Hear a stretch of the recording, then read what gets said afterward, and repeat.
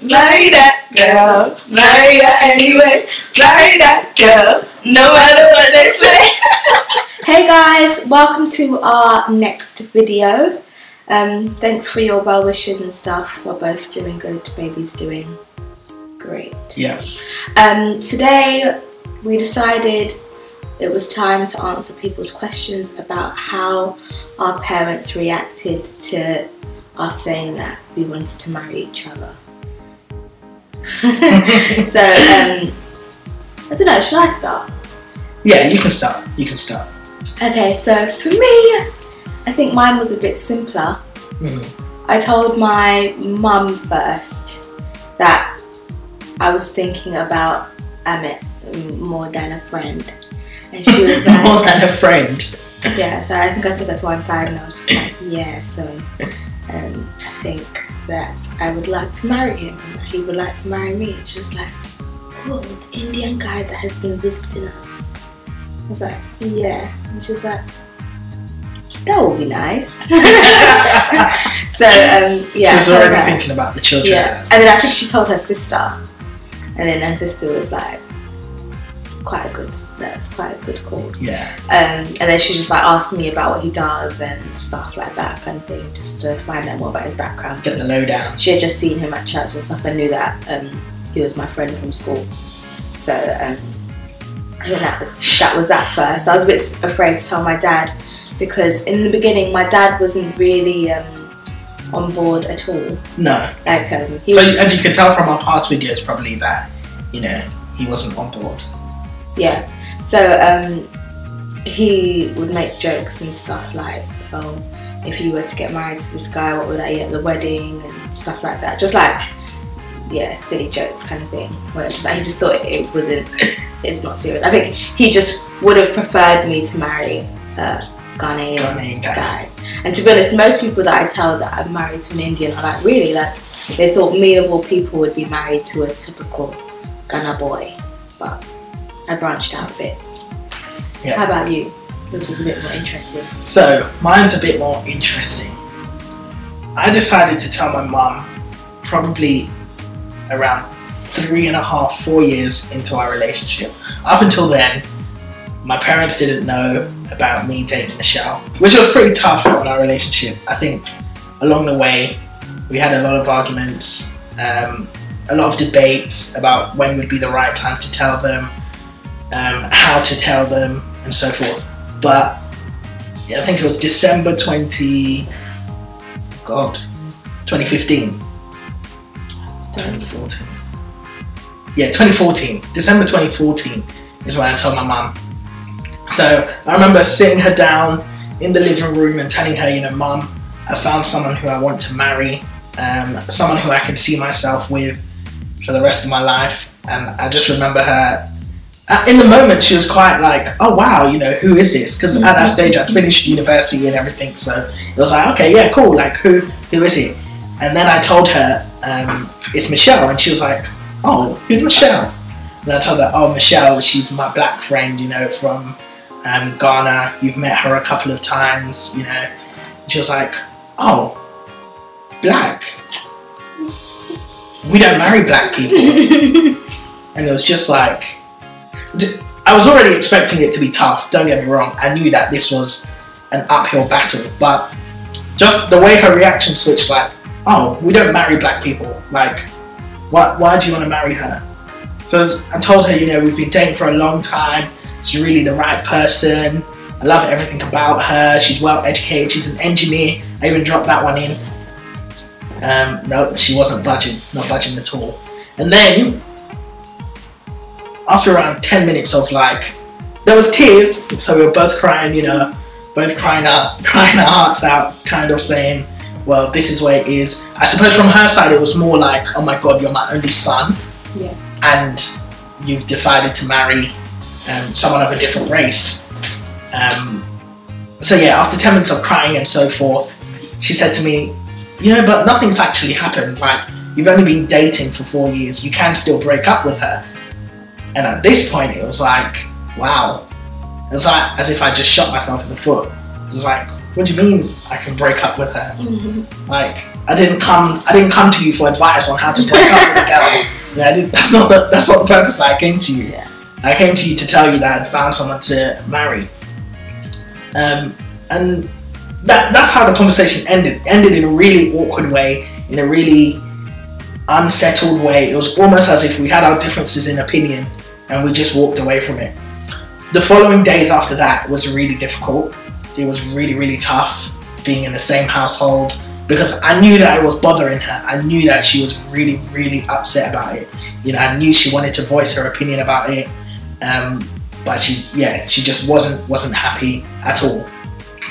And she had briefed my dad. So the following day, she told my dad about the situation. Now, my dad's quite different. My dad didn't really mind as such. My dad was he was born in Uganda, raised in Uganda as well. So he's seen different part of life compared to my mum. He's seen more black people. Yeah, he's seen more black people. It's fair to say he's seen more black people. Whereas my mum was brought up in India. And, you know, you have to accept that in India, the culture is very different. Fair enough, you know, she has a mindset because of the way that they were raised. So my dad didn't take it too badly. Following that, it got closer to the time when I wanted to propose. And I remember that I was going back and forth between my mum and Michelle, saying, you know, updating them both on kind of what's going on, how it's going. And even telling Michelle the magnitude of her reaction was a bit difficult because it was like, how do I tell my future wife that when I told my mum about you, she said, oh, I'll help you break up with her? Yeah. Like, how do you even build up the courage to say that? Yeah, I think it was quite hard because I think Amit didn't want to hurt my feelings. Yeah. But at the same time, it's like I needed to know what to expect from this whole situation kind of thing. So I think it was like you'd even told your sisters and stuff, and they had kind of voiced what they thought their mum would say as well. So it was kind of, that was tough as well. I think I had days where it was just like, I don't even know if this is actually really going to work, or is it really worth the hassle? Because I think your sisters were saying that your mum's probably going to disown you and all of this stuff. And that's another good point to touch on. When I did tell my mum, I felt like, although probably looking back at it in hindsight, I wasn't ready, but I felt like I was ready regardless of what situation I was presented with. And I remember speaking to Michelle about this so clearly, and I told her that regardless of what happened, what came my way, I felt like I was ready to counteract that and do what I had to do. And even in the moment, it was the hardest thing. I think it's the hardest thing I'll ever do. It was honestly, because I knew already how she was going to take it, so it was the most hardest thing I did. But in the build up to the proposal, I continued to speak to her, continued to tell her that this was my intention.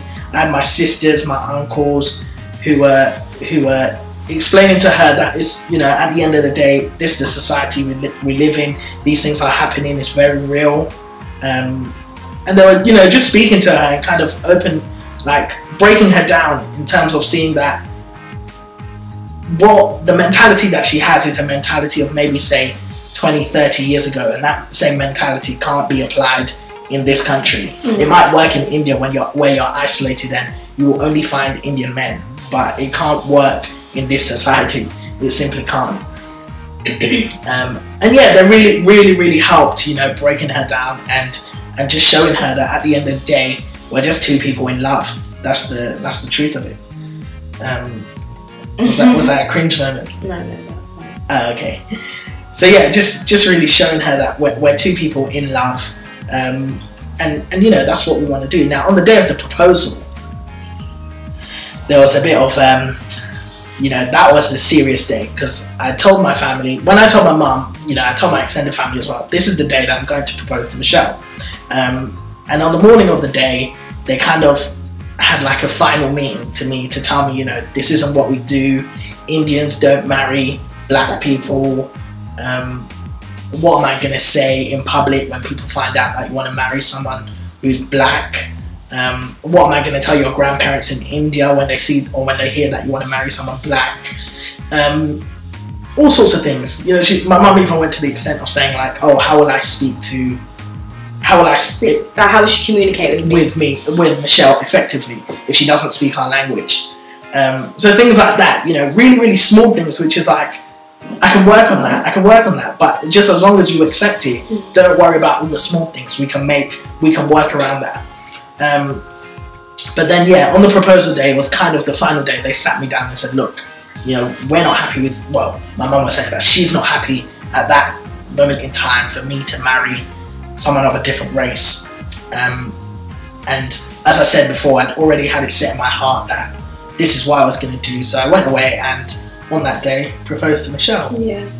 And it was bittersweet that day, I would say, because obviously we were happy, like in the moment, like, oh my god, yeah, I'm really happy for you. And then my family were there. Yes. So they were really happy about it, but it was still kind of like we knew that Amit's mum, quite a few of Amit's family members were kind of like, they're not sure about this. And I think for them as well, it's not just about what they think, they're also thinking about what their Indian society would think. Yeah. It's not literally, like, I don't think necessarily Amit's mum really, well now, I definitely don't think she has a problem now. She's like... No, now they love Michelle. She's like a bestie. They probably love Michelle more than love me.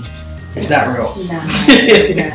But I think it's literally just more other people still thinking that way. Yeah. So it's hard to be able to say, yeah, my son's going to marry a black person. Yeah. And it's hard to be excited about it if you feel like your friends might not be as excited as you, and they're probably thinking, what are you going to do for the wedding? Like, yeah, how's it all going to work out? And I think loads of people asked us, like, oh, will you still get married if your mum and dad don't come?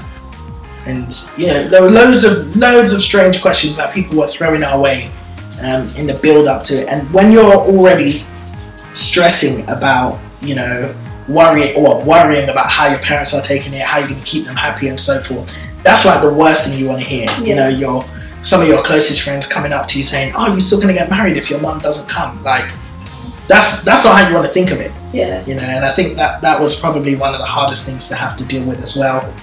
And I suppose another question which ties in with this is people ask, like, oh, how did you build up the courage to tell your parents? Because obviously I knew how they were going to take it. And I'd say it was a very long process, because it took me 4 years to build up the courage to even tell them that Michelle was my girlfriend.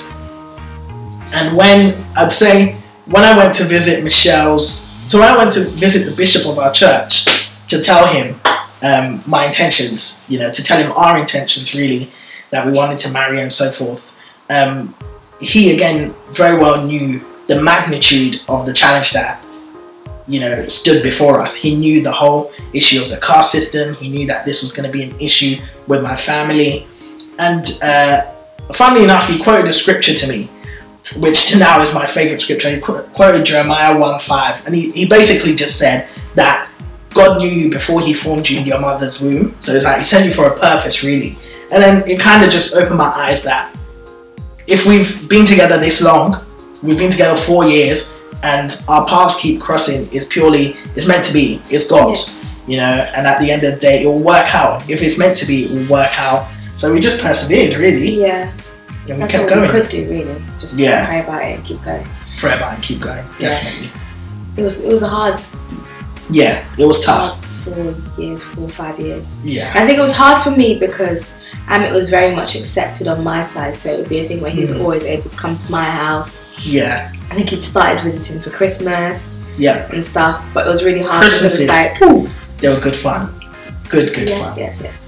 But it was hard because I felt like I wasn't accepted in the same way. Like I couldn't just rock up to Amit's house and say hi to his mum. Yeah. Or anything like that. Or even if we were on the phone and his mum walked in the room, I'll say hello to your mum, but I know Amit would not say hello to his mum on my behalf because he knew she's probably not really gonna care that much that I'm saying hello. Yeah. Kind of thing. So I think that was hard. That was tough. So, and I think sometimes I took it out on Amit as well because I felt like it was him that was hiding me, but I guess it wasn't his fault because really and truly, what can you do in that position? Yeah. I think for people in my position, they would probably see it as they were protecting their other half, because they knew what was going to come.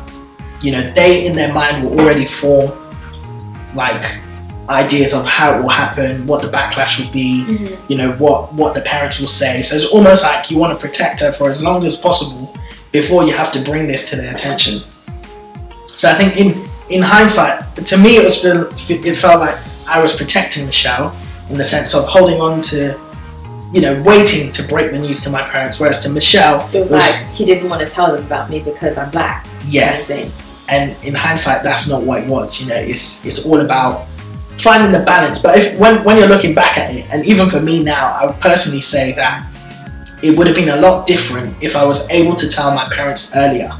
Not because they would have been more accepting or, you know, would have allowed us to get married, because clearly we still got married. Yeah. But it's just the fact that I would have given them the time to build a relationship with Michelle. You know, they've built a relationship now, but how much stronger would it have been if they had 1, 2, 3 years prior to the wedding? Yeah. So I think. But then at the same time, I feel like they might not have taken us seriously. I think it's the fact that we went to them and said, this is the date we're getting married. This is what we want to do.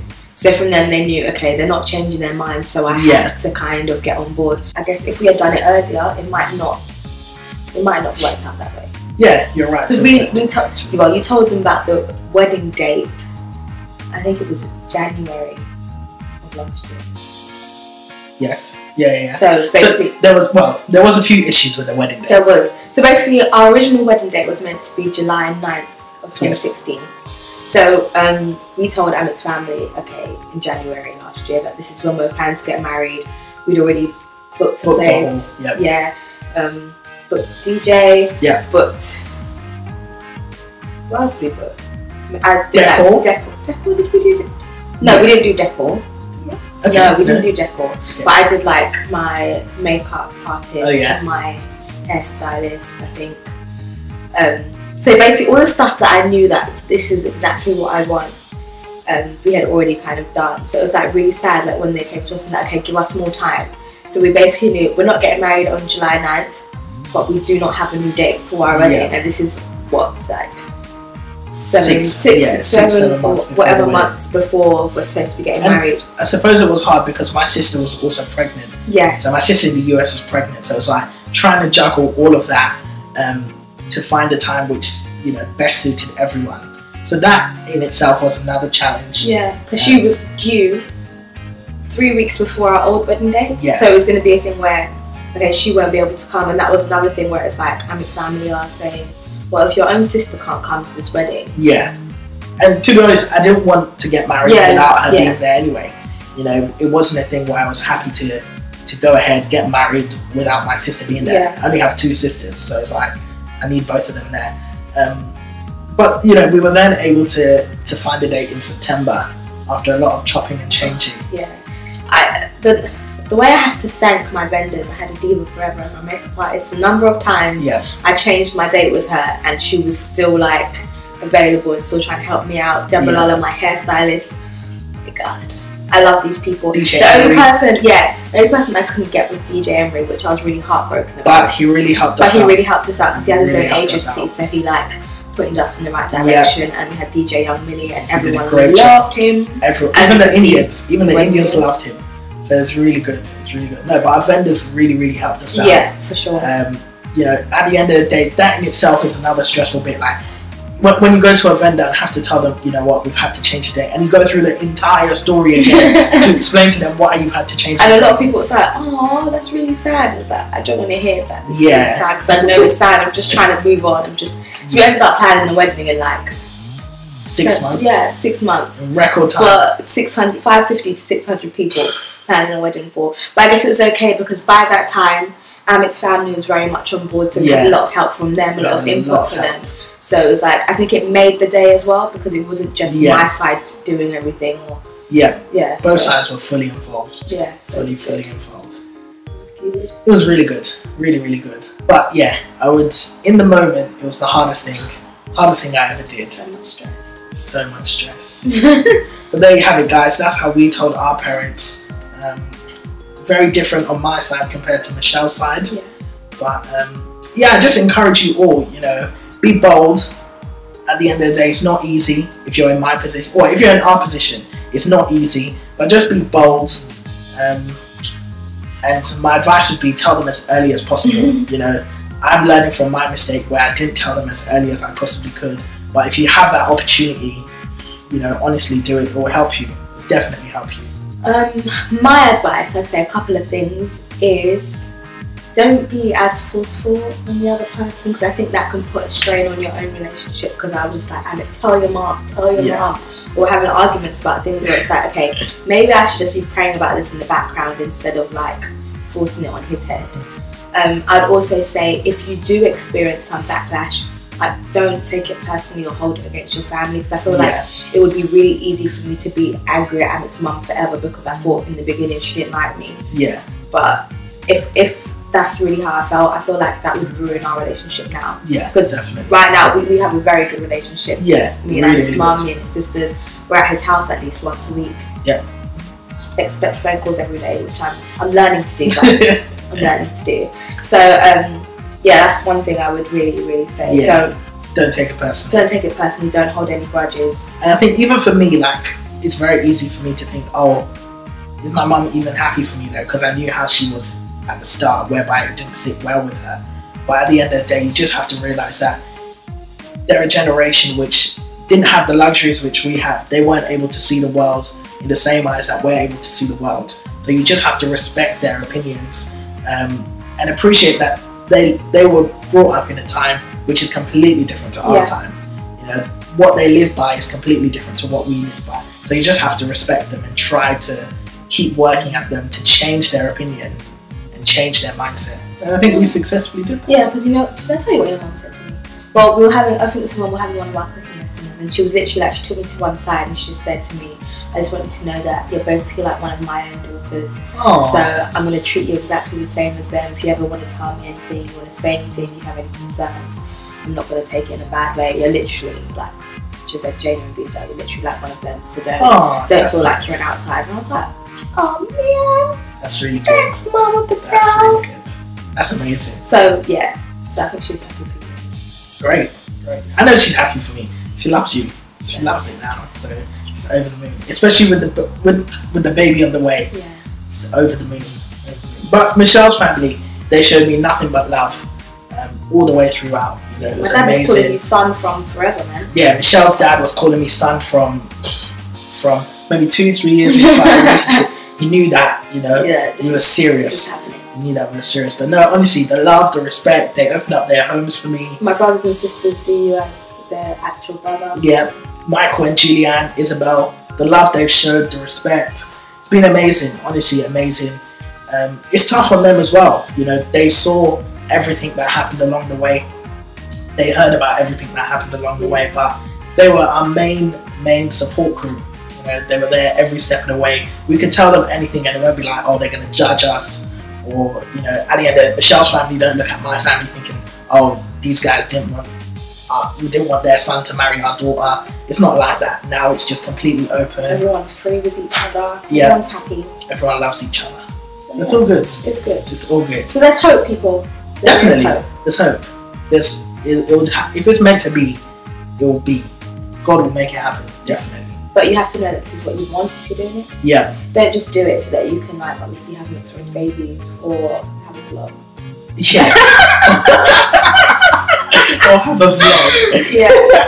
Anyway, guys, I think that's all from today. Yeah. Thanks a lot for watching, guys. Don't forget to comment, like, and subscribe below. Yeah. Thanks a lot, guys. Take care.